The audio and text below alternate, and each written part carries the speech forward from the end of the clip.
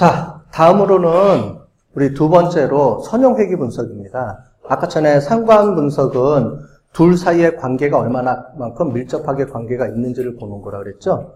자, 회귀 분석은 그 관계보다 더 나아가서 하나가 원인 변수고 하나가 결과 변수일 때 하나가 그 다음 변수에 어떤 영향을 미치느냐. 그거를 이제 보는 겁니다. 조금 설명을 더 드릴게요. 자, 우리가 볼 때 회귀 분석입니다. 회귀 분석은 인과관계를 검증하는 방법입니다. 인과관계. 인과관계는 아까 전에 말씀드린 대로 하나가 원인 변수고요. 하나가 결과 변수예요. 그래서 원인 변수에 따라서 결과 변수가 얼마만큼 변하는지를 보는 겁니다. 이미 제가 말한 거에서 이미 답이 나왔어요. 뭐냐면 변화량을 검증하는 겁니다. 얼마만큼 밀접하게 관계가 있느냐가 아니고 그거는 기본이고요. 그 관계를 넘어가서 X가 하나 변할 때 Y가 하나 변하느냐. 어디서 많이 들어봤죠? 언제 들어봤냐면 수학 시간에 우리가 함수라고 배웠을 거예요. 옛날에. 함수. 그래서 좌표에다 찍는 거 옛날에 자각구 그리고도 해봤죠? 요즘은 초등학교에서 그거 하고 있던데. 자, 그래서 잠깐 보여드릴게요. 설명을 드릴게요. 뭐냐면 우리가 얘기할 때 원인 변수하고 결과 변수가 있다고 그랬죠? 그래서 원인 변수를 우리가 뭐라고 그러냐면 독립 변수라고 하고요. 보통 수학에서도 기호로 뭐라고 하냐면 X라고 표시하죠. X. 그걸 우리가 원인 변수들. 그리고 다른 쪽에서 영향을 받는 변수가 있죠. 얘를 Y라고 합니다. Y는 하나예요. 대신에 X는 여러 개가 있을 수가 있겠죠. Y는 하나인데 그 Y에 영향을 미치는 변수들은 여러 개 있을 수가 있겠죠. 그래서 Y에 미치는 이제 변수가 하나냐, 즉 영향을 미치는 원인 변수가 하나냐. 근데 하나일 수가 없겠죠, 당연히. 여러 개가 있는데 하나일 때는 단순 선형 회귀 분석, 두 개일 때는 다중 선형 회귀 분석 이렇게 얘기하는데 원래는 이제 다중을 주로 합니다. 그런데 우리가 아까 전에 상관계수랑 그 다음에 회귀 분석에 대해서 좀 이해를 하려면은 간단하게 해서 이해를 해야지 좀 쉽겠죠. 변수가 막 여러 개 들어가 있으면 헷갈릴 거예요. 그래서 일단은 단순 회귀 분석을 통해서 회귀 분석이 이런 거예요 라고 설명을 좀 먼저 드리겠습니다. 그래서 먼저 단순 선형 회귀 분석, 즉 변수가 하나일 때 도대체 어떤 거를 얘기하는 거냐 이거를 먼저 보도록 하겠습니다. 자, X라고 부르는 건데 원인이에요. Y가 결과 변수예요. 즉 X가 Y한테 어떤 영향을 미치느냐. 즉 X가 변하면 Y가 어떻게 변하지? 이거예요. 자, 그러면 이 변수를 우리가 예측하기 위해서 하는 거예요. 그래서 X 값이 얼마가 주어졌을 때 Y가 얼마냐? 이걸 우리가 함수라고 했죠. 그래서 이거죠. 우리가 Y는 2X. 여러분들이 옛날에 많이 해봤죠? 이런 기본적으로 해봤죠? 이거는 다 알 거예요, 누구나. Y는 2X 그러면 어떻게 돼요? X가 있을 때, X가 1일 때 Y는 얼마가 된다는 얘기죠? 1 곱하기 2니까 2가 되죠. X가 1일 때 Y는 2가 되고, X가 2면 2 곱하기 2니까 Y는 4가 되고, 이런 관계가 있다는 거죠. 그래서 X가 얼마일 때 Y가 어떻게 변하는지를 보는 거예요. 이를 우리가 수학에서는 함수라고 부릅니다. 수학에서는 함수. 그렇죠? 수학에서는. 근데 여기서 우리가 회귀 분석에서는 이제 회귀식이라고 부르는 거예요. 회귀식. 자, 그런데 우리가 요거를 여러분들이 뭐라고 봤냐면은 요 숫자, 요거를 뭐라고 배웠죠? 기울기. 기억나시죠? 기울기. 기울기라는 건 뭐냐면 X가 Y를 얼마만큼 변화시키는지를 우리가 보는 거를 기울기라고 했죠. 그래서 요걸 기울기라고 합니다. 자, 수학에서는 얘를 기울기라고 하고요. 수학에서 배울 때는 기울기라고 하고, 통계학에서는 얘를 뭐라고 부르냐면은 회귀계수라고 하고요. 나중에 여러분들이 데이터 마이닝 가면은 뭐라고 배우냐면 가중치라고 배웁니다. 똑같은 말만 바꿔서 써요. 그래서 수학에서 쓰는 용어와 통계학에서 쓰는 용어, 그 다음에 데이터 마이닝에서 쓰는 용어들이 하나의 같은 개념인데 그걸 이름을 좀 바꿔서 써요. 그러니까 여러분들이 좀 헷갈리는 경우가 많이 있어요. 자, 그러면 결국은 X를 가지고 Y를 예측하는 건데 어떻게 예측하냐면은 이렇게 중간에 뭐를 두고 예측을 해줘야 되죠. 그럴 때 쓰는 게 뭐냐면은 요 F를 펑션, 함수라고 했죠. 수학에서 함수라고 부르죠. 즉 x값을 여기다 집어넣으면 뭐가 나와요? y가 나오게 되는 거죠. 즉 x값을 집어넣고 어디다 집어넣어요? 여기다 집어넣는다. 함수는 어떤 값을 받아서 어떤 값을 출력해 주는 것을 함수라고 해요. 그래서 요걸 우리가 식이라고 하죠. 함수식.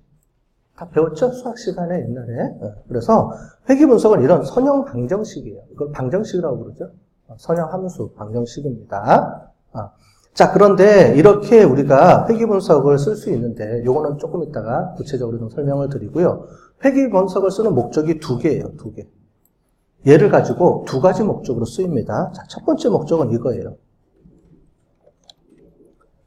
먼저 예측하고 싶은 거예요, 예측. 자, 내년도 GDP가 얼마가 될까요? 내년도 실업률은요? 또 내년도 우리 학교 학생들의 만족도는 얼마가 될까요? 뭐 이런 걸 예측하고 싶을 때 어떤 값들을 예측하려고 그러면 뭐가 있어야 돼요? 원인 변수를 우리가 찾아야죠. 그 원인 변수를 찾고 그 원인 변수의 영향력인 기울기 또는 여기서는 통계학에서는 회귀계수, 그 다음에 회귀계수죠. 회귀계수를 찾아야 되는 거예요. 그래서 요 값을 찾아서 요 값에다가 데이터를 집어넣으면 y가 만들어지죠. 예측할 수가 있죠.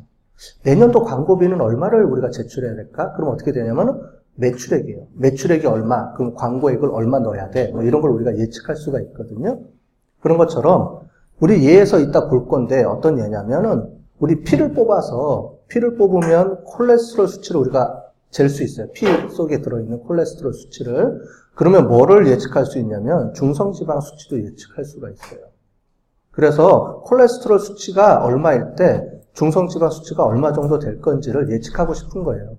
그러면 어떻게 되냐면 이런 데이터들을 우리가 쭉 집어넣어서 식을 하나 만들면 이런 식이 만들어집니다. 그래서 콜레스테롤 수치를 값을 집어넣으세요. 여기다가 이게 x라고 불렀죠. 우리가 아까 전에. 그러면 어떻게 나와요? 그 가중치가 이렇게 나옵니다. 기울기 또는 회귀계수. 얘가 기울기 또는 회귀계수 또는 가중치. 같은 말이에요. 다 같은 말인데 이게 뭐예요? 콜레스테롤이 하나 변하면 Y값이 얼마만큼 변해요? 1.278배만큼 변합니다. 이거예요. 즉 콜레스테롤 수치를 하나가 증가됐다고 하면은 예측하려고 그러면 중성지방 수치는 1.278만큼 증가돼 있을 거예요. 이거죠. 근데 요것만 증가하는 게 아니고 실제로는 우리가 요거 있죠. 절편. 그러니까 아무것도 없을 때 Y의 값. 우리가 옛날에 요렇게 보죠. 이게 X축, Y축이라고 보면 X축, Y축이라고 보면 Y가 0일 때 요 절편이죠. 이렇게 절편. Y가 0일 때. 그래서 요런 직선이 그려질 거예요. 요 직선이 얼마예요? 마이너스 110이라는 소리죠. 그리고 요 기울기가 어떻게 돼요? 요 기울기가 X가 하나 변할 때 Y가 얼마만큼 변해요? 1.278배만큼 변합니다. 이 얘기죠. 그죠? 이게 함수식, 1참수 옛날에 배운 게 이 식이죠.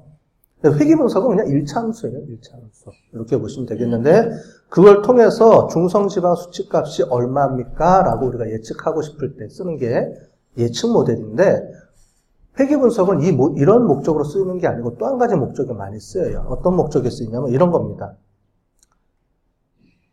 자, 중요한 변수가 뭔가요? 라고 하는 거예요. 중요한 변수. 예를 들자면 온라인 게임의 몰입에 영향을 미치는 변수들이 여러 개가 있어요. 그래서 디자인, 정보, 공동체 뭐 이런 여러 가지 요인들이 있는데 이 요인들 중에서 뭐가 가장 큰 요인인가요? 중요한 변수인가요? 뭐가 가장 중요한 변수인가요? 라고 독립 변수, 우리가 원하는 원인 변수들 간에 비교를 하고 싶은 게 있어요. 비교.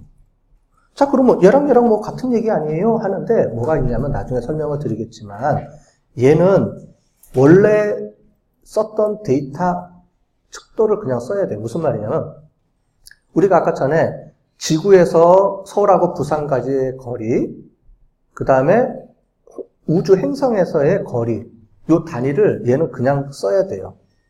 우리가 아까 전에 공분산이라고 얘기했죠? 그래서 그 단위를 그냥 갖다 써야 됩니다. 내년도 GDP를 예측해야 되는데, 그러려면은 우리나라 실업률, 이런 것들이 원래 값이 그냥 들어가야 되죠? 그러다 보니까 원래 데이터 단위를 그냥 써야 됩니다. 예측할 때는.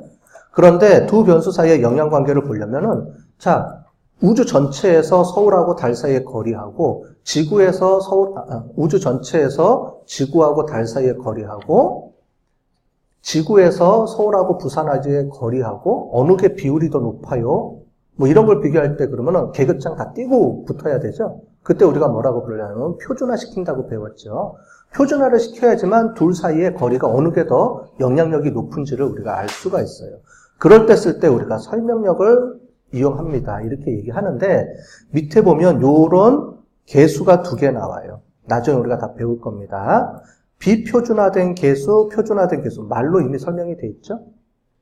비표준화된 계수는 예측할 때 어떤 실제 값을 그냥 그대로 집어넣고 돌려야 할 때는 비표준화된 계수를 쓰고요. 그렇지 않고 서로 값을 계급장을 다 띄고 서로 표준화시켜서 뭐가 더 나한테 영향력이 높은지를 보고 싶을 때는 표준화된 계수는 얘를 보는 거예요. 나중에 우리 조금 이따 해볼 겁니다. 다. 자, 이해되셨죠? 그래서 조금 이따 해볼 텐데 어쨌든 우리는 회계식을 이용해서 어떤 값을 예측할 때 주로 언제 많이 쓰냐면 재무회계 또는 보험, 그 다음에 뭐 경제학, 실물경제 이런 거 할 때는 예측 모델을 많이 써요. 자, 그러면 설명을 언제 쓰느냐? 마케팅 할 때. 고객 만족도 중에서 어떤 요인이 가장 영향력이 높은 변수예요? 이런 거죠. 뭐냐면 여러분들 학교에서 만족도 조사하는데 만족도에 영향을 미치는 변수가 뭐가 있을까요? 일단 교수님들의 강의, 그죠? 전공 강의, 교양 강의, 그 다음에 강의실 환경, 또 여러분들 뭐 학교에 대한 이미지, 뭐 이런 것들이 영향을 미치는데 그 중에서 뭐가 가장 큰 영향을 미칠까? 그걸 알아야지만 학교에서는 집중적으로 거기다가 돈을 투자해서 여러분들 만족도를 올릴 수 있겠죠? 그러니까 회사 입장에서 보면 돈이 제한돼 있잖아요. 그러니까 가장 중요한 변수를 찾아서 거기에 집중적으로 몰빵을 해야 만족도를 최대한 끌어올 수 있잖아요. 그죠? 그럴 때는 어느 변수가, 어느 원인이 가장 크게 만족도에 영향을 미치지? 이걸 파악하는 게 중요한 하나의 목적이에요. 이걸 많이 씁니다. 이런 설명을.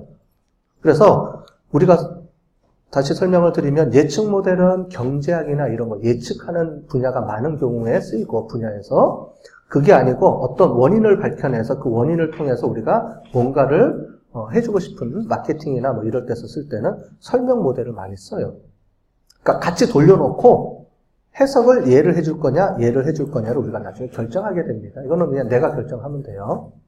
어쨌든 2가지 관계가 있다라고 보시면 되겠습니다.